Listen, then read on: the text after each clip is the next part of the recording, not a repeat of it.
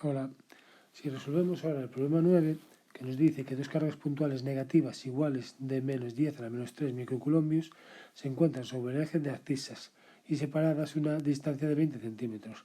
A una distancia de 50 centímetros sobre la vertical que pasa por el punto medio de la línea que las une, se coloca una tercera partícula puntual de carga positiva 10 a la 3 microcoulombios y 1 gramo de masa, que está inicialmente en reposo. Dato importantísimo. El campo y potencial eléctrico creado por las dos primeras posiciones en la posición inicial de esta tercera. Y luego me pide qué velocidad tendrá esta tercera carga cuando pasa por el punto medio de la línea que une estas dos primeras cargas. Bien, ¿dónde va a estar el truco en este problema? El truco va a estar en la representación que nosotros hagamos. Sobre todo va a ser el punto de referencia que nosotros vamos a tomar. Nuestro punto de referencia va a estar aquí. Y va a ser el punto de referencia 0, 0, que es lo que me va a facilitar los cálculos. Dependiendo de cómo situemos nosotros el sistema de referencia, va a ser el cálculo más complicado o más sencillo. Los valores que vamos a tener finalmente van a ser iguales. Lo único va a ser simplificar los cálculos que vamos a ver posteriormente. Primero, vamos a tener los puntos, van a estar, como están separados 20 centímetros, lo paso al sistema internacional, va a estar separado hacia un lado del eje de abscisas y hacia el otro, pues 10 centímetros, 0,1 metros, y como está sobre el eje de abscisas, la componente Y va a ser nula. Y me dice que sobre la vertical, sobre, hacia arriba, mucho cuidado, voy a tener esta tercera carga. Me dice que las dos primeras, lo remarco, son cargas negativas y esta tercera va a ser una carga positiva. ¿Por qué me influye esto? Esto me va a influir para dibujar los vectores de campo, de intensidad de campo. Al dibujar estos vectores de intensidad de campo veo que el campo que se produce en este punto, obviando que exista aquí esta carga, que es lo que hay que hacer, veo que al ser cargas negativas, las generadoras del campo, las que yo quiero calcular, es un sumidero de campo, por lo tanto el campo tiene que ir hacia ellas. Dibujamos estos campos, vemos que no coinciden ni con el eje vertical ni con el horizontal, volvemos a hacer su descomposición igual que hicimos en los ejercicios anteriores y volvemos a ver que estos campos que tenemos aquí se pueden anular o no. Eso es lo que tenemos que calcular. Si nos fijamos, las cargas son iguales, las distancias son iguales, por lo tanto este campo se va a anular con este ya que tiene la misma dirección y sentido contrario. Y solo me va a quedar una contribución de los dos campos verticales que como van hacia abajo me va a dar un campo total en C en sentido negativo del eje Y. Para resolverlo, primero voy a tener que calcular los vectores de posición de ambas cargas con respecto a ese punto. Como veo que son iguales, lo único que cambia el signo, su módulo va a ser el mismo. Lo que va a cambiar va a ser los vectores unitarios, que los calculo. Recordamos, el vector unitario va a ser el vector partido por su módulo en todo momento. Otra vez aplico el principio de superposición, todos estos problemas se resuelven igual. En este caso, como tengo dos cargas, el campo en C, la intensidad de campo va a ser el campo generado por la carga A más el campo generado por la carga B. Recordamos que el vector intensidad de campo es la constante eléctrica por la carga partido de distancia al cuadrado por un vector unitario.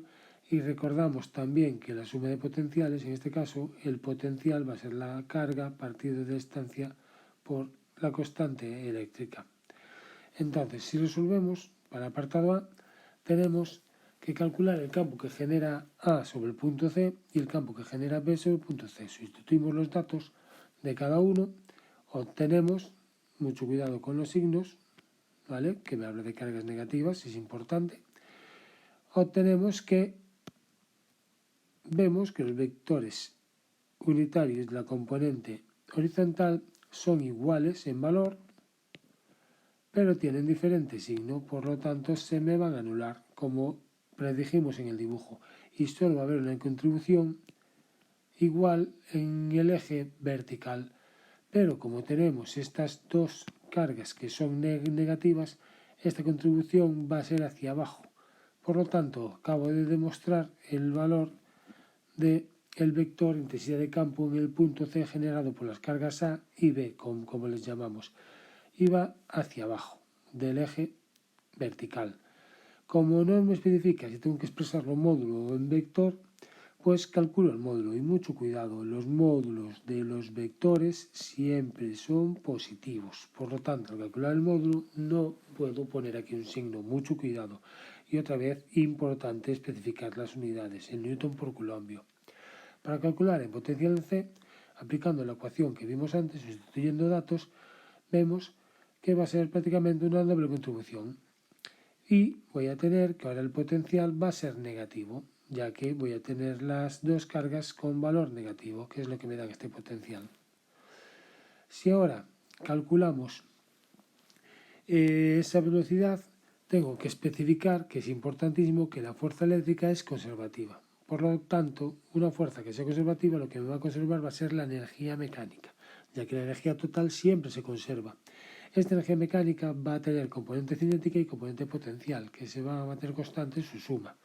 Si aplicamos esta suma en el punto inicial C y en el punto que le llamamos 0, que es el origen de coordenadas que nosotros escogimos, sustituyendo vamos a tener que para el punto C tenemos la energía cinética en C, que va a ser 0 por enunciado.